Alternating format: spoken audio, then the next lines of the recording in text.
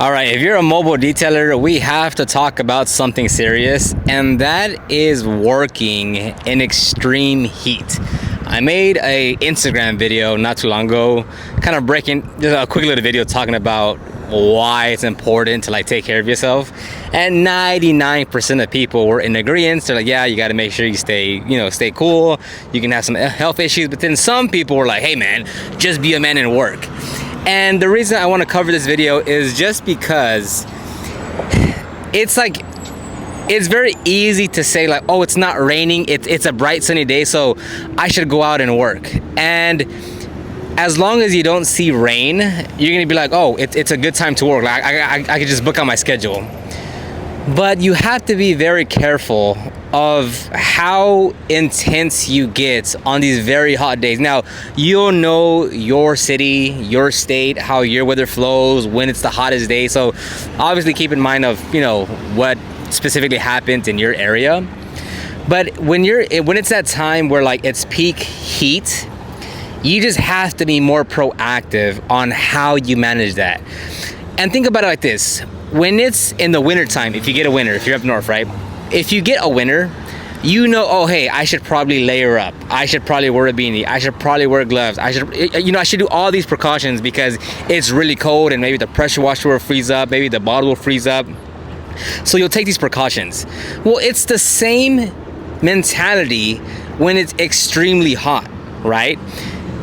Make sure you stay hydrated. Make sure you have a long sleeve. Make sure you have a hat. Make sure you're wearing sunscreen. Make sure you're doing all these things because oftentimes in extreme cases on both the high and low side, or in this case, the hot and cold side, it's very similar things, right? You have to be proactive to protect yourself. So right now it says it's 96 degrees, but it feels like 109. And sometimes there's cloud cover, which makes it a lot more manageable. But then when the clouds move, it gets extremely hot. So here's like I mentioned, take extra socks, take extra shirts, take a hat, take sunscreen, take sunglasses, make sure you're hydrated, make sure you're taking water and Gatorades. Don't be, the whole day go and you drink a soda or you drink an energy drink. You have to properly hydrate yourself. That way you don't pass out, because honestly, extreme heat can really do a number on you, right? You can pass out, you can have a heat stroke, you can get dizzy, you can get nauseous, you can get migraines. You have to be very careful in the extreme heat and plan your day around it as well. If you know it's gonna get really, really hot, well, can you schedule for the month, can you schedule the jobs instead of at 9 a.m., start at 8 a.m. on those days? Or hey, make sure you stop at 4 p.m. instead of 5 p.m. And I get it, hey, oh, well, I can still keep on working. It's still bright outside. Yes, 100% to all that. It's just extreme. Again, I'm talking about extreme heat where they're sending out warnings of hey, it's one of the hottest days in our city or in our state. And even then, even if it's not that, it's you always want to take precautions. Take breaks while you're detailing. Yes, you want to go and work fast and get through these jobs to make money, but not at the cost of causing physical harm to yourself, right? So yes, you're gonna take longer. Go back in your car, in your truck, and wherever, turn on the AC and sit there for a few minutes, take a sip of water, cool down a little bit. You have to do these things because yes, you can push through the heat for 1 or 2 days. Are you gonna do that every the whole month or several months if it's really hot in your area? And you're gonna do that every year? It's not sustainable. And don't try to have this egotistical oh well, no, I just work through it because I'm a man and things don't slow me down. It doesn't matter what you think. When your body wants to slow down, it's gonna slow down. And if you're pushing it to its limit and your heart's pumping and it's extremely hot, your body will shut it down for you, right? It doesn't worry about what you think mentally. Physically, it'll be all right, we're done. Let's go and slow it down. And you get sick, you get a heat stroke, you get heat exhausted. It's just something to avoid. It's never a good idea to push your body more than what it can take for the sake of getting through these cars.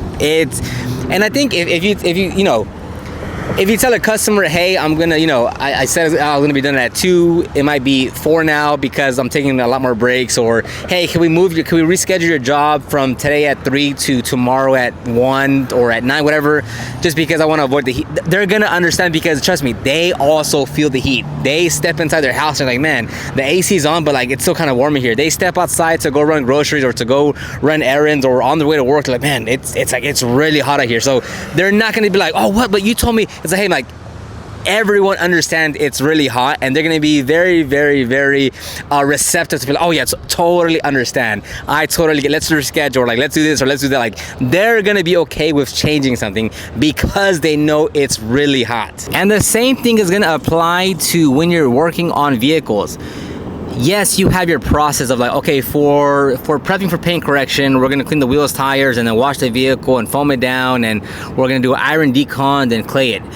When it gets really hot, guess what that means? The vehicles are also very hot, which means whenever you're gonna use any product or any step in the process, more likely than not, the chemical is gonna instantly dry on the vehicle, especially if you're working on the side that's been facing the sun the most and those panels are super hot.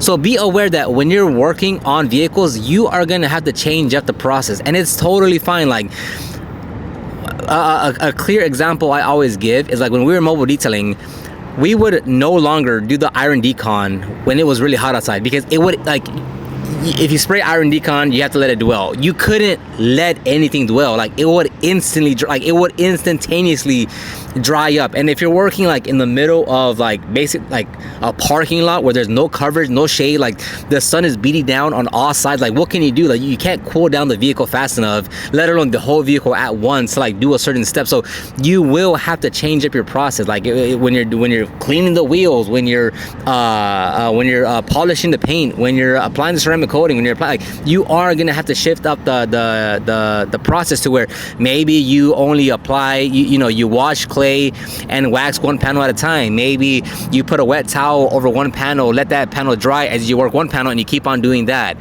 You try to turn the vehicle around that's not facing the sun, that way the other side can somewhat cool down a little bit. You take a canopy, you have sidewalls on your canopy. Like there's just, you're gonna have to figure out how you're gonna make it work during those hot times. And again, it's gonna apply the same thing for the winter as well. But you're gonna have to see how you're gonna make it work in those hot times, because if you go with the same thought process of like, oh, I'm supposed to do these exact same steps in this exact order every single time, you're just gonna cause more and more headaches for yourself, and potentially maybe not cause damage, but like create more work for yourself. Because if you say, oh, well, I'm supposed to do an iron decon each time, and you do an iron decon when it's 105 degrees outside and the panel's like super hot, well, it's just gonna instantly dry. Then what are you gonna do? You have to maybe do a rinseless to dry it off. Maybe it's stained a little bit and you have to polish it out. But you're just gonna cause more issues for yourself if you don't try to adjust your process based on the weather and the heat and what you're gonna do. Now, if you can, working in a shaded area versus a non-shaded area, like how I do here when I step out, it's a massive difference. So if you can take a canopy, take one, set up sidewalls, or if you can find some shade, it makes such a difference in how hot it is on the vehicle and how you're able to work when you find some kind of shade. Like, it is such a reliever when you're able to work under some shade. So if you're in a parking lot and you have to move it across the parking lot, just tell the customer, hey, I'm gonna move it over there because there's shade. But move it over there. Like, move your van, move your truck, go over there. Again, if you can bring a canopy, because like it makes a major difference in, if it's extremely hot, it's super hot outside, but like working in shade versus not working in shade plays a big factor. So definitely, if you can find shade, go to the shade with the vehicle. Now let me know what your tips are for detailing in the heat. Leave a comment down below, that way other detailers can learn and apply your tips into their business and operations, because I'm sweating pretty hard right now and I'm just standing here. So I'll end it right there. I'll talk to you guys on the next one.